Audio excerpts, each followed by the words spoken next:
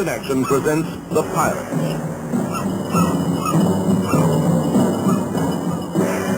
This is an old-fashioned pirate 17th century version. And this, a new mod-type 20th century version. This is a 17th century pirate ship, and this is their ammunition. This is a 20th century pirate ship, and this is their ammunition.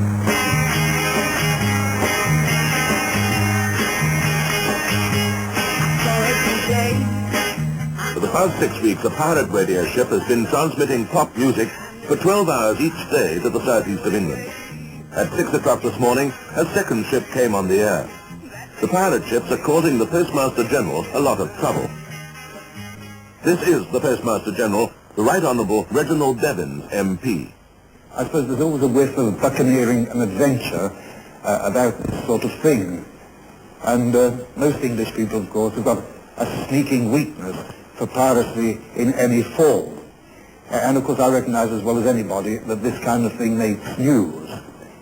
But I do think we ought to take a pretty cool look at the facts that surround all this business. And that's exactly what we intend to do in tonight's World in Action. As things are now, it's only the strictly non-commercial BBC who can broadcast radio programs in Britain. The British people, of course, are perfectly at liberty to tune into any other European stations that they feel like. That, of course, includes Radio Luxembourg, which is a strictly commercial organization. Geoffrey Everett is General Manager of Radio Luxembourg in Britain.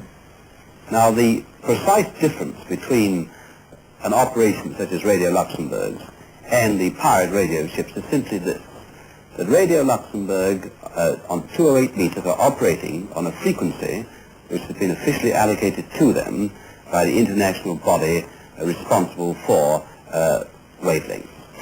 To escape the law, a pirate ship has to do two things. She has to be registered in a foreign country, not bound by international radio regulations, and she has to anchor outside British waters. Radio Caroline, 4.5 miles off Felixstowe, was the first of the pirate ships to beam unlicensed pop music over British shores.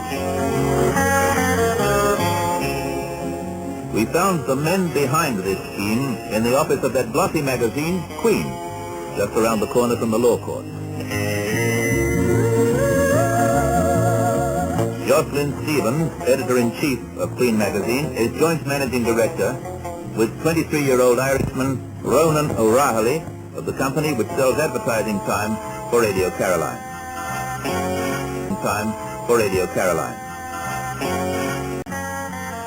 Chris Moore is the program controller of Radio Caroline, and Ian Ross, sales executive. Ronan O'Rahilly, the originator of Radio Caroline, begins at the beginning. The Dutch people were responsible for the picking of the vessel to make sure it was. There are a lot of requirements, as you can imagine. It has to stand up to certain gale forces off the coast during the winter. Then the ship was brought to Greenore. We got complete cooperation over there in Ireland. My father is in the shipping business across Channel from Greenore to Preston. He took the port over from the British Railways. It became derelict about 15 years ago, I think it was. And he said to us that we wanted a port that was quite cloak and dagger arrangement. It began to get a little difficult when this 168-foot mast was erected.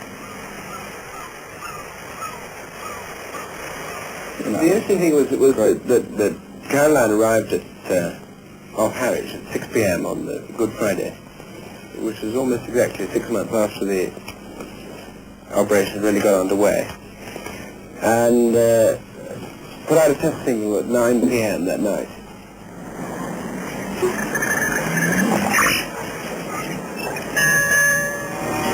On Easter Saturday, March the 28th, Radio Caroline's first broadcast descended on Britain like a bolt from the blue. It had been a well-kept secret. But there was another surprise to come. A second pirate radio ship with a different group of backers was nearing completion. This was Radio Atlanta.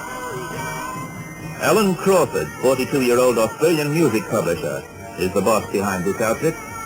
On his board of directors, you'll find such important citizens as Oliver Smedley, well-known liberal and businessman with interest in city press newspapers. Major G.C. Lomax, publisher and Lloyd's underwriter.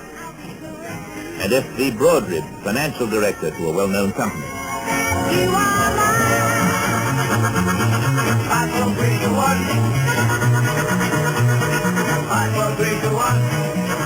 The ship on which the Radio Atlanta group pinned their hopes was now in Greenore, the harbour owned by Ronan O'Reilly's father.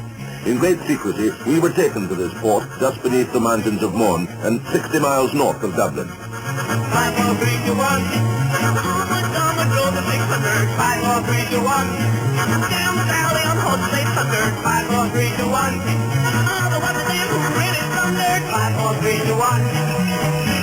It was the man friend. The 270-ton Mi Amigo is the ship carrying Radio Atlanta. Built in 1921 in Germany, she was used as a coaster until 1961, when a film producer and a Texan millionaire ran her as one of the first pirate radio ships off the coast of Sweden. But in May 1962, the Swedish Parliament said no, and Radio Norr was rudely silenced.